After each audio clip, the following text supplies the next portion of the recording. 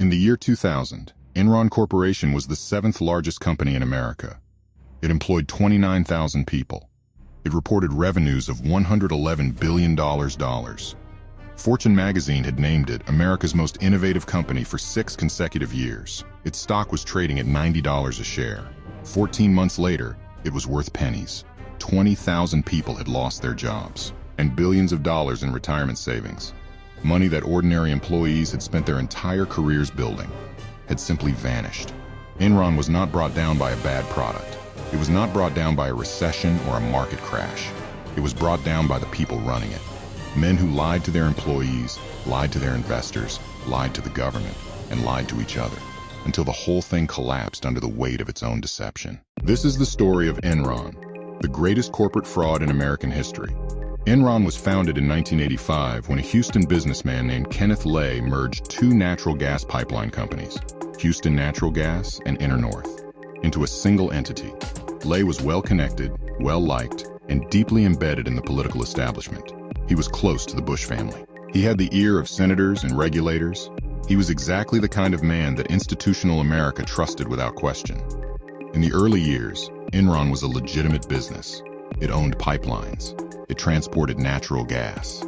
It made money in the traditional way, by moving a physical product from one place to another and charging for the service. But in the late 1980s and early 1990s, the energy markets were being deregulated, and a new kind of business was becoming possible, trading energy contracts the way Wall Street traded stocks and bonds. Kenneth Lay saw the opportunity, and he hired the man who would turn that opportunity into a monster. Jeffrey Skilling came to Enron from McKinsey & Company, one of the most prestigious consulting firms in the world. He was brilliant, aggressive, and completely convinced that he was the smartest person in any room he walked into. Skilling had a vision for what Enron could become. Not a pipeline company, not an energy company, a trading company, a financial company, a company that would make markets for anything. Natural gas, electricity, broadband, bandwidth, weather derivatives, and profit from every transaction. He called it the asset-light model. Instead of owning physical infrastructure, Enron would own information. It would be the middleman for everything. The idea was genuinely innovative. The problem was the way they executed it. Skilling pushed Enron to adopt a method of accounting called mark-to-market accounting. Under this system, when Enron signed a long-term contract, it could immediately book the full projected future profit of that contract as current revenue, even if the cash had not come in yet. Even if the deal had not been completed, even if the projections were wildly optimistic. The Securities and Exchange Commission approved the method. It became a license to print fake profits. Here is how it worked in practice. Enron would sign a deal, say, to supply broadband internet services. On the day the deal was signed, Enron's accountants would project what that deal might be worth over the next 20 years. Then they would book that entire projected value as profit today. The actual business might be losing money. The technology might not even work. None of that mattered. The profit was already on the books, and when Wall Street analysts saw the profit, the stock price went up. And when the stock price went up, executives collected their bonuses. And when the bonuses were collected, everyone had every incentive to sign more deals and project bigger profits, regardless of whether any of it was real. But mark-to-market was only half of the deception. The other half was a man named Andrew Fastow. Fastow was Enron's chief financial officer, and he was a financial engineering genius of the most dangerous kind. The problem Enron faced was this. The more deals it signed, the more debt it accumulated behind the scenes. Real debt. Billions of dollars of losses from projects that were failing. Power plants in India, water utilities in South America, broadband networks that went nowhere. Under normal accounting rules, that debt would have to appear on Enron's balance sheet. Investors would see it. The stock price would fall. The executives would lose their bonuses. Fastow's solution was to make the debt disappear. He created hundreds of off-balance sheet entities, shell companies with names like LJM, Cayman, and Raptor, that existed for one purpose: to absorb Enron's bad assets and losses so they would never appear on the official books. And in a breathtaking conflict of interest that the board of directors approved, Fastow ran these entities himself. He was simultaneously Enron's CFO and the manager of the partnerships that Enron was hiding its losses inside. He was, in effect, both sides of the deal. Fastow made tens of millions of dollars in personal fees from running those entities. The board knew. They signed a waiver to their own conflict of interest policy to allow it. From the outside, Enron looked like a machine. Consistent profits, rising stock, a culture of genius and ambition. Inside, it was a pressure cooker. Skilling had created a performance review system inside Enron that employees called rank and yank.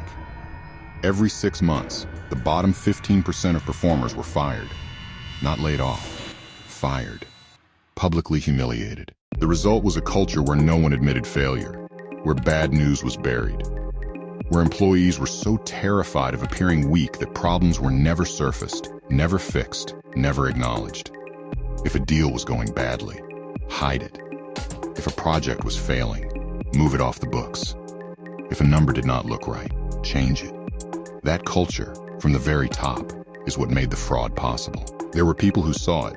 In the summer of 2001, a senior Enron executive named Sharon Watkins wrote an anonymous memo to Kenneth Lay warning him that Enron might implode in a wave of accounting scandals. She described the Fastow partnerships. She described the accounting tricks. She told Lay directly, the company's financial statements do not reflect reality. Lay had Enron's own law firm investigate. The law firm concluded everything was fine. Sharon Watkins was not fired. She was moved to a different office and given less important work. On August 14, 2001, Jeffrey Skilling abruptly resigned as CEO after just 6 months in the role, citing personal reasons. Kenneth Lay went on television and told investors and employees that the company had never been in better shape. On that same day, Enron's stock was at $42 per share. Employees who had their retirement savings in Enron stock, which the company had encouraged them to do, had no reason to panic. They should have panicked. In October 2001, Enron announced a $638 million loss for the third quarter and a $1.2 billion reduction in shareholder equity. The SEC launched a formal investigation into the Fastow partnerships. The stock went into freefall.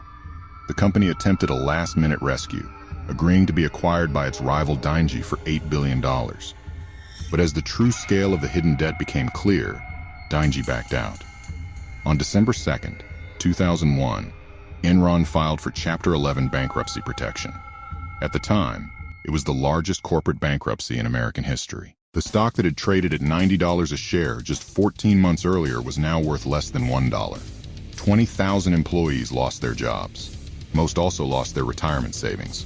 401k plans that were almost entirely invested in Enron stock, which the company had actively encouraged while executives were quietly selling their own shares. In the 12 months before the collapse, top Enron executives had sold over $1 billion of their own stock.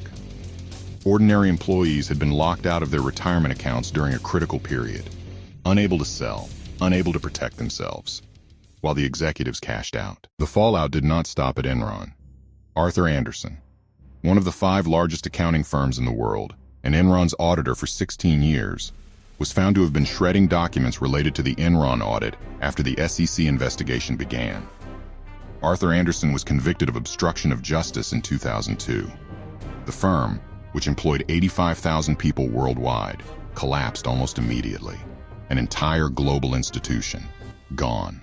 The criminal cases came swiftly. Andrew Fastow pleaded guilty to wire fraud and securities fraud. He was sentenced to 6 years in federal prison and ordered to forfeit $23.8 million. Jeffrey Skilling was convicted in 2006 on 19 counts of conspiracy, fraud, false statements, and insider trading. He was originally sentenced to 24 years and 4 months, later reduced to 14 years after a legal settlement. He was released in 2019. Kenneth Lay was convicted on 6 counts of fraud and conspiracy in 2006. He was facing a sentence of up to 45 years in prison. He never heard it. On July 5, 2006, before his sentencing, Kenneth Lay died of a heart attack at his vacation home in Colorado. He was 64 years old. Because he died before his appeal was heard, his conviction was vacated. Under a legal doctrine called abatement, it was as if the conviction had never happened. Kenneth Lay, the man most responsible for the culture that produced the fraud, died a convicted felon in the eyes of no court. The Enron scandal directly led to one of the most significant pieces of corporate legislation in American history, the Sarbanes-Oxley Act of 2002, which imposed sweeping new requirements on public companies for financial disclosure, auditor independence, and executive accountability. CEOs and CFOs were now required to personally certify the accuracy of their financial statements. If they were wrong, they were criminally responsible. It was a direct response to what Enron had proven was possible when no one was held accountable. But legislation does not give back a retirement. The 29,000 people who worked at Enron lost their jobs, their savings, and in many cases, their identity. Many had given their entire careers to a company they believed in, a company whose executives told them right up until the end, everything is fine. Buy more stock. Trust us. They trusted them. That trust cost them everything. The lesson of Enron is not just about accounting fraud. It is about what happens when the people at the top of an institution decide that the rules do not apply to them, that their vision is so important, their intelligence so superior, their position so secure, that honesty becomes optional. Kenneth Lay cultivated political connections so powerful that oversight felt unnecessary. Jeffrey Skilling created a culture so aggressive that no one dared tell the truth. Andrew Fastow built a financial architecture so complex that almost no one could understand it. And those who could chose to look away. 3 men, 3 different roles, 1 catastrophic result, and at the bottom of it, 29,000 people who never saw it coming. That is the story of Enron, the company that asked the world to trust it, and used that trust to commit one of the greatest frauds in the history of American business. If this story made you think about how ordinary people get hurt when powerful institutions lie, check the link in the description. Your personal and financial information is worth protecting every single day. Subscribe to Dark Ledger. Every week we go deeper on the crimes, the frauds, and the scandals that shaped the modern world. The next one, you won't see coming.